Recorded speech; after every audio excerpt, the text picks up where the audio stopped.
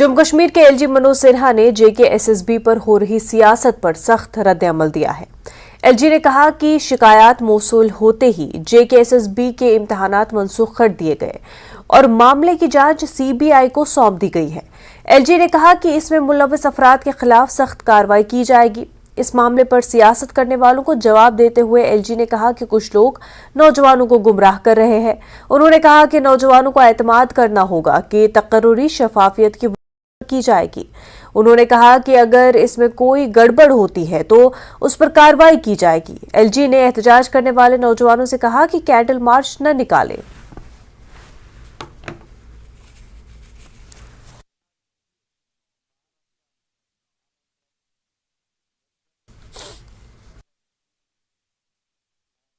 पीछे शिकायतें आई थीं और शिकायतें आई, उसमें तथ्य भी पाए गए। बेमरवत बिना देरी किए हुए उन परीक्षाओं को रद्द किया गया। जांच सीबीआई को दी गई। मुझे लगता है, मैं ऐसा मानता हूं कि देश से अच्छी जांच एजेंसी जो प्रभावी कार्रवाई कर सकती है वो सीबीआई ही है और सीबीआई ने कई लोगों को गिरफ्तार किया है। कठोरतम कार्रवाई जो हो सकती है वो की जा रही है और मैं आपको भरोसा देता हूं, कोई कितना भी प्रभावशाली है उसके गिरेबान तक कानून पहुंचेगा और उसे जरूर सजा दिलाई जाएगी। उसके बाद एक पारदर्शी प्रक्रिया से एक चयन हुआ, उस पर कुछ नौजवानों को आपत्ति है। मैं एक बात कहना चाहता हूं कि जानबूझ करके कोशिश हो रही किसी तरह से रिक्रूटमेंट न हो। 3 साल में 30,000 लोग सरकारी नौकरी हम दे चुके हैं। इस साल हम प्रयत्न कर रहे हैं कि इस साल 2023 में भी कम से कम 12,000 भर्तियां हम कर सकें। अभी पब्लिक सर्विस कमीशन के परिणाम आए, मैं आपको बताना चाहता हूं, अंतिम व्यक्ति का जब साक्षात्कार समाप्त हुआ उसके 3 घंटे के अंदर परिणाम निकाल दिया गया। शायद जम्मू कश्मीर नहीं, देश के किसी राज्य में 47 के बाद से आज तक ऐसा परिणाम कभी नहीं आया होगा। लास्ट कैंडिडेट का इंटरव्यू खत्म हुआ, उसके 3 घंटे के अंदर परिणाम निकाल दिए गए।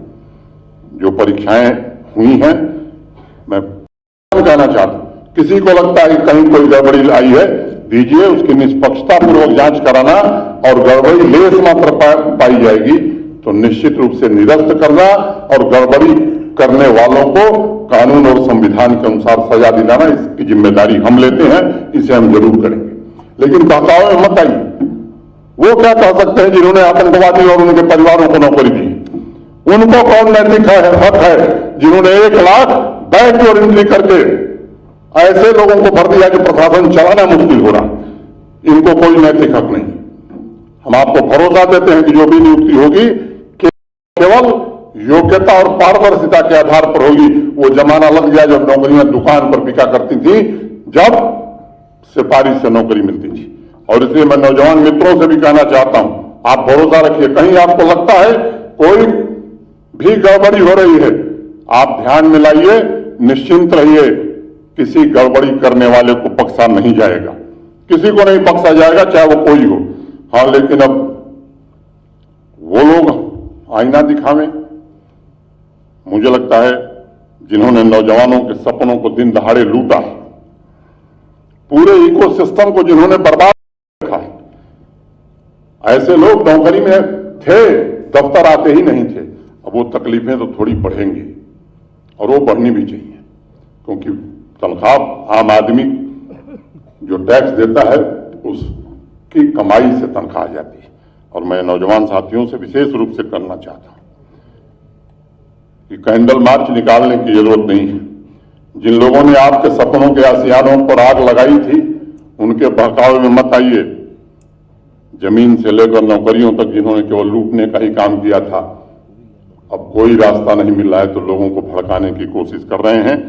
मैं जम्मू कश्मीर के सभी नौजवानों से कहना चाहता हूं, निश्चिंत रहिए, कहीं भी न बेईमानी हुई है न होने दी जाएगी और किसी बेईमान के लिए अब जगह जम्मू कश्मीर में नहीं रहेगी। एक बड़े हिंदी के प्रसिद्ध कवि हुए धूमिल, उनकी एक बड़ी छोटी कविता है, कहकर मैं अपनी बात खत्म करूंगा। एक आदमी रोटी बेलता है, एक आदमी रोटी खाता है, एक तीसरा आदमी भी है जो न रोटी बेलता है न रोटी खाता है, वह सिर्फ रोटी से खेलता है। इन खेलने वाले लोगों के चक्कर में पड़ने की जरूरत नहीं। कई पीढ़ियों तक यहाँ के लोगों ने योग्यता के साथ खेल खेला है, उनके बहकावे में आने की जरूरत नहीं है।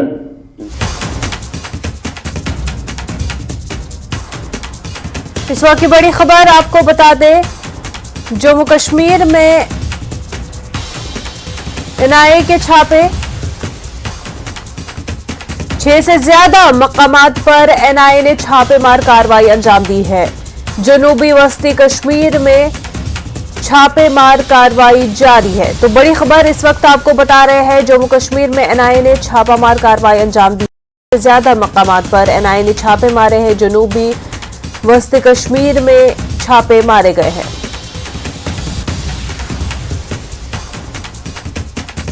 तो एनआईए की कार्रवाई जारी है। आपको बता दें कि इस वक्त जो ताजा खबर सामने आ रही है, बड़ी खबर जो इस वक्त की सामने आ रही है, 6 मकामात पर एनआईए ने छापे मारे हैं। और हमारे साथ मजीद तफसीलात देने के लिए हमारे सीनियर एडिटर तेजेंद्र सिंह सोढ़ी जुड़े हुए हैं। एनआईए ने 6 मकामात पर कार्रवाई अंजाम दी है जम्मू कश्मीर में। इन कार्रवाई के हवाले से आपसे जानकारी चाहेंगे। मुनज़्ज़ा, अभी एनआईए की रेड जो है वो 6 से ज्यादा इलाकों में चल रही है। 6 से ज्यादा जो है लोकेशंस पर। ये सारी लोकेशंस जो हैं ये साउथ कश्मीर में हैं। दक्षिण और सेंट्रल कश्मीर में ये छापेमारी चल रही है। जो एनआईए के सोर्सेस हैं उनका ये कहना है कि अलग अलग संगठनों और उनके सहयोगियों, जैसे उनके ऑफशूट्स, जैसे लश्कर की ऑफशूट टीआरएफ है, उनके ओजीडब्ल्यू और उनके पाकिस्तानी कमांडरों द्वारा संचालित पर जो अलग अलग नामों के तहत जो आतंकी संगठन चल रहे हैं, उनकी गतिविधियों को जो जम्मू कश्मीर के अलग अलग इलाकों में अंजाम दिया जाता है। अगर आपको याद होगा, जैसे लश्कर तोयबा का एक जो नाम रखा गया है टीआरएफ, उनके द्वारा टीआरएफ के नाम पे वो हमले किए जाते हैं। माइनॉरिटीज पे अटैक किया जाता है। साइबर स्पेस के द्वारा जो जम्मू कश्मीर में अलग अलग माइनॉरिटीज के अगेंस्ट जो लगातार थ्रेट दिए जाते हैं, सिक्योरिटी पर्सनल को धमकियां दी जाती हैं और एक कम्युनल डिसहार्मनी जम्मू कश्मीर में फैलाने के लिए जो मुहिम चलाई जा रही है आतंकियों द्वारा, उस पूरे नेटवर्क को तोड़ने के लिए, उस पूरी साजिश को तोड़ने के लिए अलग अलग 6 से ज्यादा जगहों पर ये छापेमारी चल रही है। अभी किस तरह के जो रिकवरीज हैं वो हुई हैं, क्या किसी को अरेस्ट किया गया है, उसकी डिटेल्स अभी एनआईए ने साझा नहीं की है। लेकिन एनआईए के जो सूत्र हैं उनकी द्वारा जो इंफॉर्मेशन दी गई है उसमें ये बात है कि 6 से ज्यादा इलाकों में ये जो रेड्स हैं वो चल रही हैं। जी मुनज़्ज़ा, बिल्कुल, जैसा कि आपने कहा कि जो कुछ भी दहशतगर्दाना कार्रवाइयां सरगर्मियां हो रही है जम्मू कश्मीर को लेकर के, हालांकि पूरी उस पर एनआईए की तरफ से कार्रवाई हो रही है, इंटेलिजेंस एजेंसीज पूरा उस पर कार्रवाई जो कर रही है। और कल भी हमने देखा था एक हाइडआउट भी बस्ट किया गया था। ऐसे में जहां एक तरफ ऐसी तंजीमें सामने आ रही है जो खुले आम धमकियां दे रहे हैं, लेटर्स जारी कर रहे हैं, पूरी तरीके से उनको जो है उनकी जड़ मिटाने के लिए कार्रवाइयां भी अंजाम दे रही है, तो आप इस पूरे जो प्रोसेस हो रहा है उसको किस तरह से देख रहे हैं? जो ग्राफ है दहशतगर्दाना सरगर्मियों का, जो मुलविस लोग हैं, अगर हम इन टोटलिटी इसका एक ग्राफ देखें जम्मू कश्मीर में इस वक्त, उसको आप किस तरह से देखते हैं? देखिए मुनज़्ज़ा, अगर आप जम्मू कश्मीर में इन चीजों को देखें कि पोस्ट एब्रोगेशन ऑफ आर्टिकल 370 इस तरह की जो कार्रवाई है, चाहे वो एनआईए द्वारा हो, चाहे वो एसआईए द्वारा हो, चाहे वो एसआईयू द्वारा हो, हमने पिछले कुछ महीनों में देखा है कि कई ऐसे आतंकवादी जो इवन पाकिस्तान में हैं, हमने देखा मुश्ताक अहमद जरगर या मुश्ताक अहमद लटरम जिसे कहा जाता है, मुश्ताक लटरम, जो आईसी एक जब जो प्लेन हाईजैकिंग के केस में जिसे मसूद अजहर के साथ रिहा किया गया था, उसकी भी प्रॉपर्टी को जो है एनआईए ने सीज किया है, अटैच किया है। तो इस तरह की जो कार्रवाइयां की जा रही हैं उससे उन लोगों को जो आतंकवाद को एक ग्लैमर के तौर पे देखते हैं, कई लोगों को इस तरह मोटिवेट किया जाता है कि ये ग्लैमरस पाथ है, तो उन लोगों को इससे थोड़ा सा डिजिस्ट करेंगे, इससे थोड़ा दूर रहेंगे। और ये जो कार्रवाइयां की जा रही हैं कहीं ना कहीं आतंकवाद की जो कमर है उसे तोड़ने के लिए की जा रही हैं। अगर आपको याद होगा, जम्मू कश्मीर प्रशासन हो चाहे सेंट्रल गवर्नमेंट हो, उनका हमेशा से यही कहना है कि सिर्फ आतंकवाद पे नहीं बल्कि जो पूरा इकोसिस्टम है इस आतंकवाद का जम्मू कश्मीर में, उसे पूरी तरह से जो है नाकामयाब करने की जरूरत है, उसे पूरी तरह से विफल करने की जरूरत है। और इस तरह की जो रेड्स हैं उसी सिमत में एक जो स्टेप है वो है। जी बिल्कुल, और उसका जो असर है वो जम्मू कश्मीर के ओवरऑल एनवायरनमेंट पे देखने को मिल रहा है। पहले जिस तरह की सरगर्मियां देखने को मिलती थी, जिस तरह का माहौल देखने को मिलता था, उसमें काफी डिफरेंस अब आ चुका है और कहीं ना कहीं ये ग्लोबल लेवल पे भी अब एक्सेप्टेंस इस चीज की देखने को मिल रही है। और ओवरऑल जो टूरिज्म सेक्टर और दीगर है सेक्टर्स है जम्मू कश्मीर में, उस पर भी इसका असर साफ अब देखने को मिल रहा है। तो लगातार जो कार्रवाइयां हो रही है, एक सक्सेसफुल कार्रवाइयों के तौर पर इसको कहा जा सकता है। अगर हम देखा जाए कि कैसे अब चेंज, एक शिफ्ट जो है ओवरऑल एनवायरनमेंट पे जम्मू कश्मीर में देखने को मिल रहा है। तेजेंद्र सिंह सोढ़ी, बेहद शुक्रिया आपका। आगे बढ़ते हैं। एलजी मनोज सिन्हा ने जम्मू में स्मार्ट सिटी प्रोजेक्ट के तहत मुकम्मल किए गए बड़े तरक्याती मंसूबों का इफ्तिताह किया है। एलजी ने आईटीएमएस और डिजिटल डोर में नंबर जारी किए। उन्होंने जदीद फायर और इमरजेंसी सर्विसेज और वर्टिकल गार्डन प्रोजेक्ट का भी इफ्तिताह किया। इसके अलावा उन्होंने दीगर प्रोजेक्टों का संग बुनियाद भी रखा। इस मौके पर एलजी ने कहा कि 100 करोड़ रुपए के मंसूबों का आज इफ्तिताह किया गया है और 90 करोड़ रुपए के मंसूबे मुस्तकबिल में मुकम्मल होंगे। उन्होंने कहा कि हमारा मकसद मयारी खिदमत फराहम करना है और ये मंसूबे इसे हासिल करने में मदद करेंगे।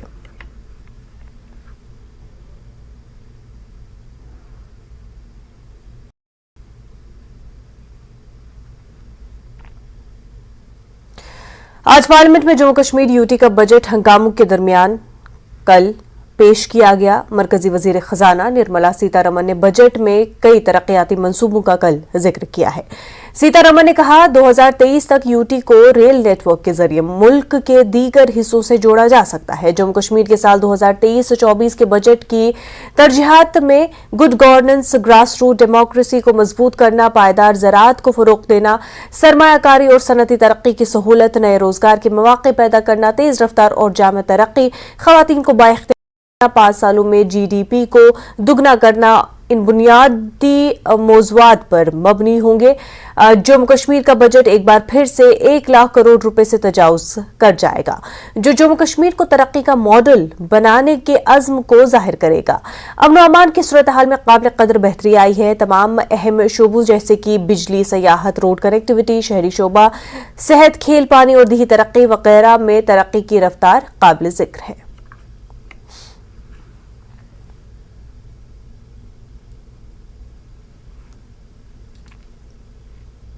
कुपवाड़ा जिले में नौजवानों को मंशिया से रोकने के लिए पुलिस ने कई तरह की समाजी सरगर्मियों को जारी रखे हुए है। इस सिलसिले में प्रीमियर टी20 नॉकआउट क्रिकेट टूर्नामेंट का इनेकाद भी किया गया। एसएसपी कुपवाड़ा युगल मनहास ने इस टूर्नामेंट का इफ्तिताह किया। इस टूर्नामेंट में जिले से 16 टीमें हिस्सा ले रही है। एसएसपी कुपवाड़ा युगल मनहास ने कहा कि इस टूर्नामेंट का मकसद नौजवानों को मंशिया से दूर रखना है। उन्होंने कहा कि आने वाले वक्त में मजीद टूर्नामेंट का इनेकाद किया जाएगा।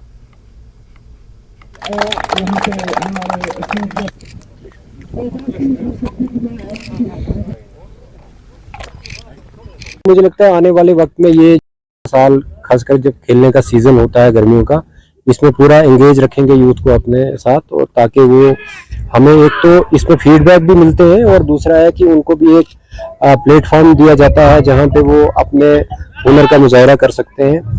इनका भी आपस में तालमेल होता है। अगर लोलाब का बच्चा कुपवाड़ा में आके खेल रहा है, कभी यहाँ किसी दूसरे गाँव का यहाँ पे आके खेल रहा है, तो इनका भी आपस में तालमेल हो जाता है, जिससे हम एक दूसरे को समझते हैं।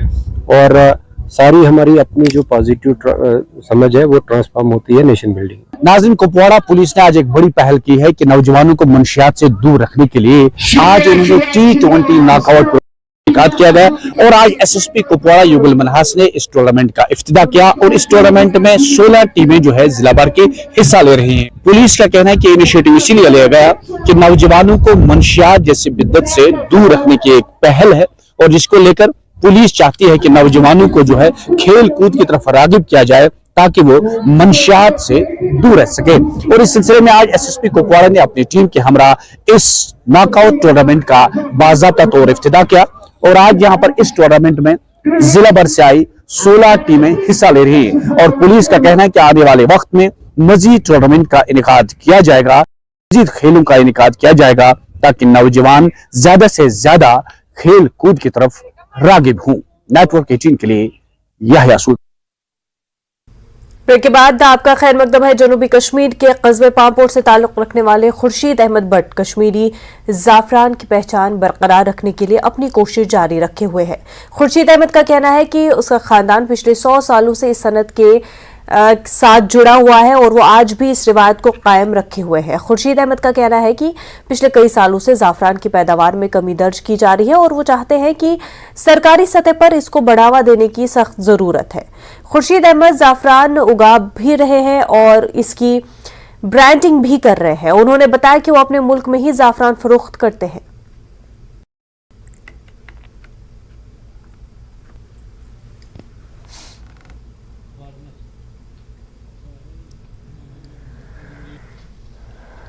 एक्चुअली मेरे परदादा ने स्टार्ट किया था और आज की डेट तक हमारा 100 साल के ऊपर से इस ट्रेड में हो गया, ये ट्रेड कैरी करते हुए। और मैं 4th-5th जनरेशन हूँ जो मैं कैरी फॉरवर्ड कर रहा हूँ ये गोल्डन क्रॉप अपना। इंडिया में सबसे बेस्ट जो मतलब पूरे वर्ल्ड में जो सबसे बेस्ट केसर मानी जाती है वो है इंडिया की केसर, मतलब कश्मीर की केसर, पामपोर की सैफरॉन टाउन। ये बहुत ही फेमस है पूरे वर्ल्ड में सैफरॉन टाउन, क्योंकि यहाँ पे वर्ल्ड की सबसे बेस्ट सैफरान उगती है। और हमारी प्रोडक्शन बहुत अच्छी हुआ करती थी, लेकिन कुछ बदकिस्मती से अनफॉर्चुनेटली हमारी प्रोडक्शन दिन ब दिन डिक्लाइन की तरफ आ रही है। उसके बहुत से रीजंस है, मतलब वक्त पे बारिश न आना और जो हमारे सैफरॉन फील्ड्स है उनके करीब इलीगल कंस्ट्रक्शन का होना और उनके करीब ये सीमेंट फैक्ट्रीज का जो धुआं आता है उसका आना, ये कुछ 3-4 कारण है जिससे हमारी प्रोडक्शन दिन ब दिन कम होती जा रही है। हमने अपनी छोटी पैकिंग लॉन्च की 1993 में डॉली गोल्ड के नाम से, ताकि आम इंसान तक ये छोटे छोटे जो 10,000 एफर्ट नहीं कर पाएगा उसको छोटी छोटी पैकिंग में, जैसे हमने 1/2 ग्राम में स्टार्ट किया, ये कोई भी ले सकता है, 1 ग्राम में, 2 ग्राम में, 5 ग्राम में, 10 ग्राम में। तो इससे हमारी डिमांड जो है ना पूरे इंडिया में ही है, हमें एक्सपोर्ट करने की जरूरत ही नहीं पड़ती है। जिला रामबन के सब डिवीजन गोल्ड के सिंगलदान बाजार की खस्ताहाली, धूल गर्द गुबार से अवाम को हो रही परेशानी को लेकर न्यूज़ पर खबर नश्र होने के बाद इंतजामिया मुतहरिक हुई और बाजार में ब्लैक टॉपिंग काम शुरू कर दिया गया है, जिससे मार्केटिंग में धूल गर्द गुबार से अवाम को राहत मिलने की उम्मीद है। वहीं नाली और ड्रेनेज सिस्टम ठीक करने का भी अज़्म किया गया है। अवाम ने इंतजामिया का शुक्रिया अदा किया।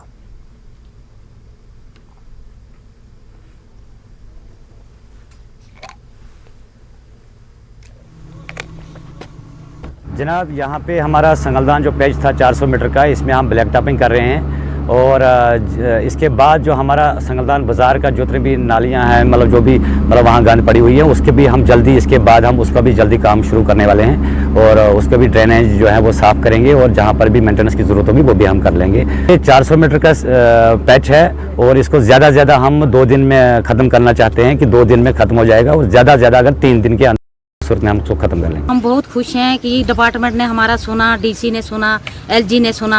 जब एप्लीकेशन डीसी को दी थी, मैंने अब एलजी को दी थी, तो उन्होंने सुना। मैं इतनी खुश हूँ कि कभी ज़िंदगी में इतनी मुझे खुशी नहीं मिली। इस मिट्टी से, इस गर्दे से हम बहुत परेशान थे, मगर ऊपर जो बड़े बड़े अफसर, बड़े बड़े मिनिस्टर बैठे होते हैं, वो एक इंसान की भी सुनते हैं, मगर हम बात नहीं पहुँचा पाते हैं। इस बात के लिए मैं एलजी साहब को बहुत बहुत धन्यवाद देती हूँ। ये कि देख उनका हम शुक्रिया अदा करते हैं। इन्होंने बड़ी देर से हमारी डिमांड थी, कई साल 2 साल से, लेकिन आज ये दिन आ गए, जिससे कि हमें बड़ी खुशी हुई कि ये अच्छी तरह ये डाल रहे हैं। सरकारी स्कूलों का नाम शहदा के नाम पर रखने के सिलसिले में शहीद पुलिस जवानों के अहले खाना काफी खुश है। शहीद सिक्योरिटी फोर्सेस के जवानों की मुल्क की हिफाजत में दी गई कुर्बानियों को हमेशा के लिए तारीख में दर्ज करने का अमल जारी है। पेश है बीरवा से हमारे नुमाइंदे मुनीर हुसैन हुरा की report.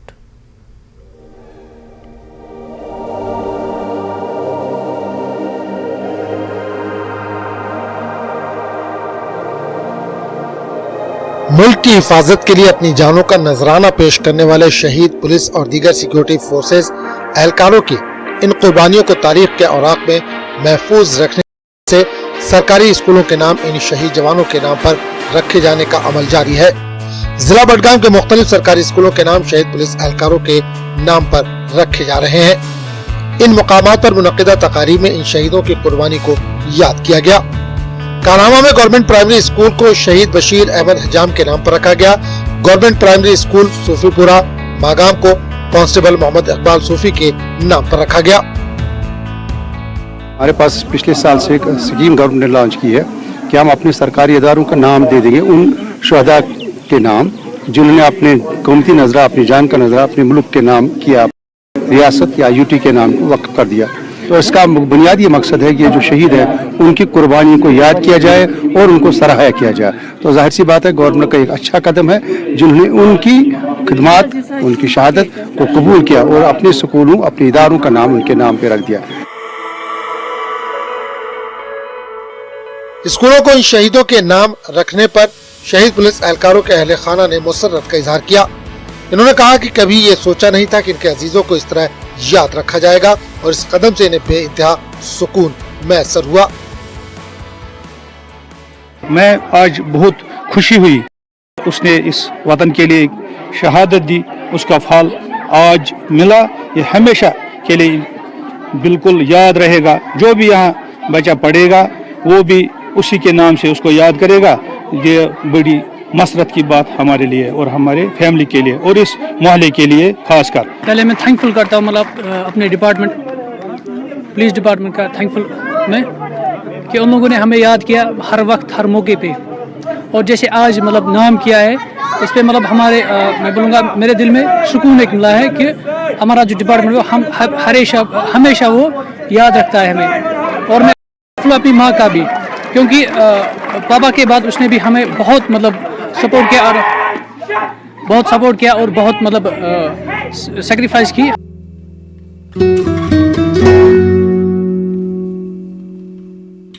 Chief education officer Budgam Mushtaq Ahmad Qadri का कहना है कि स्कूलों को इन शहीदों के नाम रखने से आने वाली नस्लों को ये पैगाम जाएगा कि किस तरह इन्होंने कुर्बानी पेश की और इन नामों से हमेशा ये तारीख दोहराई जाएगी। इनके जहनों में इनकी कुर्बानी हमेशा के लिए याद रहेगी। क्योंकि जो आने वाली नस्लें होंगी वो जाहिर सी बात है कभी न कभी पूछेंगे बुजुर्गों से ये नाम कौन था, ये बंदा कौन था, बशीर अहमद हजाम क्यों रखा। तो जाहिर सी बात है इसकी जो शहादत फिर से दोबारा दोहराई जाएगी कि ये फलां बंदा था जिसने अपनी जगह, अपनी जान का नजराना फलां जगह पर दिया। तो जाहिर सी बात है इससे इसको एक रिकॉग्निशन जिसको हम कहते हैं वो मिलती है। कांस्टेबल मोहम्मद इकबाल सूफी ने 15 जून 2002 में गुलाबगढ़ रामबन में इनकाउंटर के दौरान अपनी जान का नजराना पेश किया। बशीर अहमद हजाम ने 2001 में असेंबली गेट पर अपनी जान निछावर की और इसी तरह गुलाम हसन ने भी अपनी कुर्बानी पेश की। इनका कारनामा ही ऐसा था जिन्होंने गोली का जवाब गोली से देकर ये साबित कर कि एक सिपाही अपनी जान देकर किस तरह अपने वतन की लाज रखता है। ये तीनों वो बहादुर सिपाही थे जिन्होंने आने वाली नस्लों के लिए राह हमवार की।